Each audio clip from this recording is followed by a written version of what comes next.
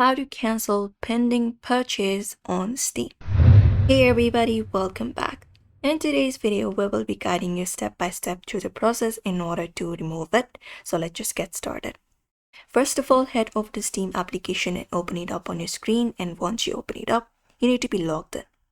Now, once you are logged in, what you may do is locate up your profile, usually located in the top right corner right here. After you are there, you can look out for account details option and open it up. And once you open up your account details, you can look out for account details section if you're not here and open it up. And there, within account details, look out for store and purchase history. Now, once you're under store and purchase history, you need to look out for the section called view purchase history and open it up.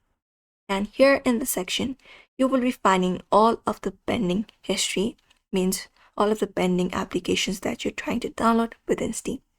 Now, all you gotta do is look out for that pending application here, the games or anything. After that, look out for it, click on it, and look out for cancel option. And once you confirm it, go on with the verification process. Once everything completes, it will be canceled, and that's it. That is the one that you're looking for. So you may also follow the same process if you would like to do so.